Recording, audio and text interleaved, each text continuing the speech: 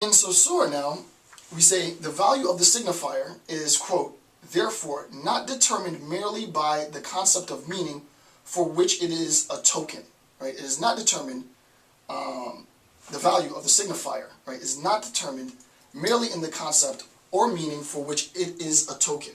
So now we're going to have a bit of, there has to be a sense in which Lacan recasts the function of the signifier. It's not that he's necessarily directly critiquing Saussure, right? It's not that he's directly critiquing Saussure. I wouldn't go that far. But what he's doing is he's I would say maybe amending or offering an alternative interpretation of the functionality of the signifier, especially within the realm of psychoanalysis. And we'll see this when we get to the oneric rebus and so on. I don't want to sort of jump the gun though. Now, again, Lacan. Now, the function of the signifier is, as is commonly said of language, that it is articulated, right? That it is articulated. Quote, it is easy to see that only signifier to signifier correlations provide the standard for any and every search for signification. Now that's a huge point. Prior, we would say that we have the relationship between signifier and signification is going to give me a primary source of meaning in the Saussurean sense. Lacan is saying the relationship is not necessarily between sign and sign as our secondary source, right? But between signifier and signifier.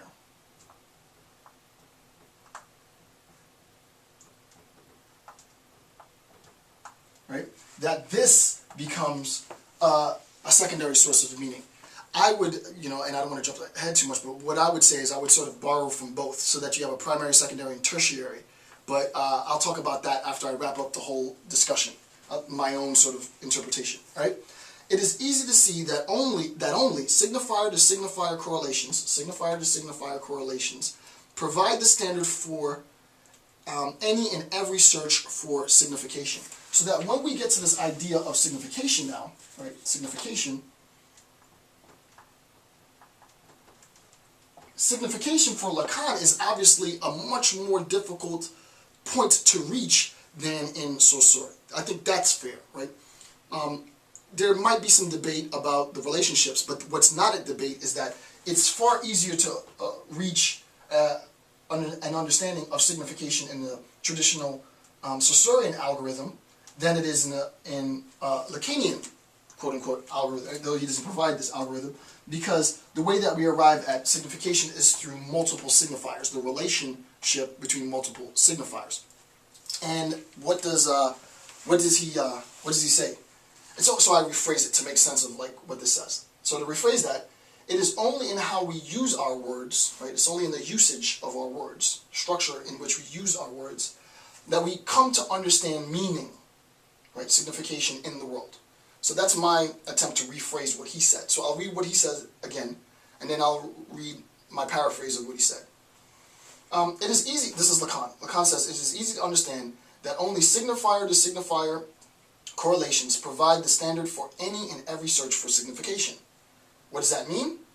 According to me, this means it is only in how we use our words, the usage of the word, that we come to understand meaning, the significance of our world. And this is where Lacan goes into his discourse on metaphor and metonymy, right? So, for example, and I'll give you the example that some of the examples. If I use the word cloth, right? We know that cloth is a signifier, and that cloth refers to fabric, textile, blah, blah, blah, blah, blah. Like you could sort of formalize its signification, right? Cloth is blah, blah, blah, whatever that fully spelled out signification is, right? I'll just put blah, blah, blah. I'm not going to spell it out, right? Cloth. However, for Lacan, what we can say, especially if we look at sort of conceptions of metaphor, conceptions of metonymy, we can say that the power of the cloth transcends human existence. Right? So I can make the claim that the power of the cloth transcends human existence. What does it mean? Right? It seems like a very simple example, but it's not. Right? In Lacanian terms, what does that mean when I say, what is the signification of that statement? The power of the cloth transcends human existence. Well, we recognize that the term being used, cloth, is in that sense not referring to sort of the textile that is woven and worn on people's bodies, or however you define it, right?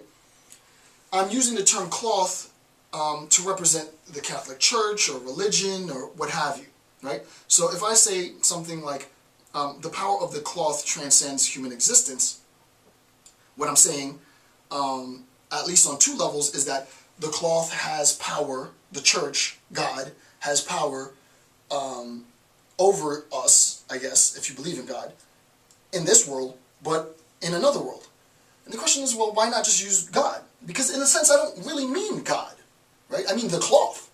I mean those individuals who wear literally the robes, right? So you have a religious figure, and he has a robe, and it is the power that that robe has that has control over our lives in this world and in the next world. But this is where it really gets interesting, right? On a semiological and a psychoanalytic sort of standpoint, right? And I don't want to jump ahead too much, but we recognize that we cannot have a meaning, we cannot have an understanding, and this is the clearest way I know how to make sense of this, and I think this is a good way to interpret it. We cannot have an understanding of the meaning of the power of the cloth. The cloth has power beyond this, into the next world, or however it was that I worded it, without recognizing the relationship between signifiers, right? It's the relationship between signifiers that makes sense of my statement, my sentence, right? It's the relationship between the signifiers in which that I recognize that by cloth I don't mean how it's traditionally interpreted. I mean cloth as a representation of the church, as a representation of the power of God, if you will. However, what I also recognize is that in the example that we gave before, that Saussure gave before, between mutton and mutton, right? Mutton meaning the mammal ovis, but mutton also meaning the meat that is eaten from the mammal ovis. That meaning was preserved, but the value between mutton, as understood as the meat that is eaten from mammal ovis, and mutton as the mammal ovis, the value was something that was not established within, let's say, English, for example, right? In English, we had two different terms: sheep as our signifier, and mutton as another signifier. This relationship between signifiers, then, right? This relationship between signifiers is, and you can use Saussure to support Lacan in this. So I think it would be wrong to flat out say that it's a rejection of Saussure. I think that I'm almost positive that that's wrong. I think what Lacan is saying is that he's maybe cautioning us that really and truly to have a complete understanding of the signification, the meaning of the statement, we need to have an understanding of the relational, literally, the secondary sources of meaning, the value that arises between signifiers, right? It's the value between signifiers in which we derive an understanding of meaning, right? Meaning isn't as immediately accessible as was initially thought.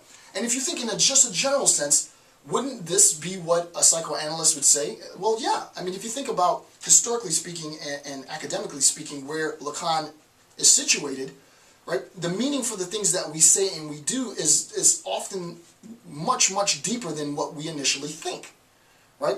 Oh, the reason why I became an instructor, a professor, was because I went to school and blah, blah, blah, blah, blah. Well, the psychologist might say, well, no, Jason, that's what you think is the reason, right? The real reason is because blah, blah, and I sort of have an understanding of why the real reason I became what I became, but I'm not going to share that on YouTube. So there's a subtext, right? And this is what I was saying before. We skip the primary source to get to the secondary source. This is exactly what is happening here, right? The secondary source of meaning, however, is different in this Lacanian conception because it's not a comparison of sign to sign, and I don't have it up here, but it's not a comparison between sign and sign. In the Saussurean sense, it's a comparison between signifier and signifier, right? Okay, I'm not going to explain it any more than that. Hopefully that's clear.